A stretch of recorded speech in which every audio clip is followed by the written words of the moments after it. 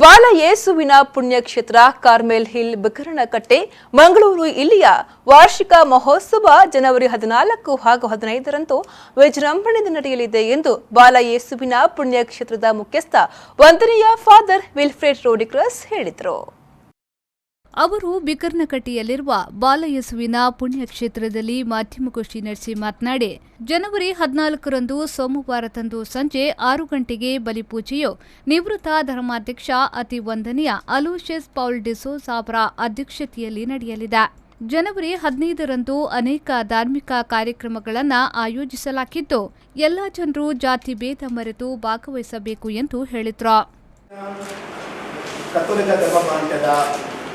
Bishop ಆದ ಅತಿವಂದನೀಯ ನಿವೃತ್ತ bishop ಅತಿವಂದನೀಯ Aloysius Paul D'Souza ಇವರು ಇತರ ಯಾಚಕರೊಂದಿಗೆ ಬಲಿಪೂಜೆಯನ್ನು ಅರ್ಪಿಸುವರು.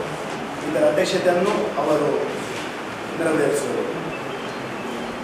ಸುಮಾರು ಇತರ 100 ಗುರುಗಳು ಇವರೊಂದಿಗೆ ಬಲಿಪೂಜೆಯಲ್ಲಿ ಭಾಗವಹಿಸುವರು. ಮಾತ್ರವಲ್ಲದೆ ಸುಮಾರು 500ಕ್ಕೂ ಹೆಚ್ಚು ಧರ್ಮ ಭಗಿನಿಯರು ಹಾಗೂ ಸುಮಾರು 15,000ಕ್ಕೂ ಹೆಚ್ಚು ಭಕ್ತಾದಿಗಳು ಈ ಸಾರ್ವಜನಿಕ ಬಲಿಪೂಜೆಯಲ್ಲಿ ಭಾಗವಹಿಸುವರು. ಈ ಹಬ್ಬದ 2ನೇ ದಿನವಾದ ಅಂದರೆ ತಾರೀಖು 15 ಮಂಗಳವಾರದಂದು ಬೆಳಗ್ಗೆ 10:30 ಗಂಟೆಗೆ ನಮ್ಮ ಈ ಮಂಗಳೂರಿನ ಕತ್ತೋಲಿಕ ಧರ್ಮ ಪ್ರಾಂತ್ಯದ ನೂತನ ಧರ್ಮಾಧ್ಯಕ್ಷರಾದ ಅತಿವಂದನೀಯ ಡಾಕ್ಟರ್ ಪೀಟರ್ ಪೌಲ್ ಪೈಡಾನ ಇವರು ಬಲಿಪೂಜೆಯನ್ನು ಇತರ ಗುರುಗಳೊಂದಿಗೆ ಅರ್ಪಿಸುವರು. ಬಳಿಕ ಬಾಲಯೇಸುವಿನ ಪುಣ್ಯಕ್ಷೇತ್ರದ ನಿರ್ದೇಶಕ ವಂದನೀಯ ಫಾದರ್ ಪ್ರಕಾಶ್ ಡಿಕುನಾಬ್ರೋ ಮಾತನಾಡಿ, ಬಿಕರ್ನಕಟ್ಟೆಯ ಬಾಲಯೇಸುವಿನ ಪುಣ್ಯಕ್ಷೇತ್ರದಲ್ಲಿ ಪ್ರತಿದಿನ ನಡೆಯುವ ಕಾರ್ಯಕ್ರಮದ ಬಗ್ಗೆ ಮಾಹಿತಿ ನೀಡಿದರು.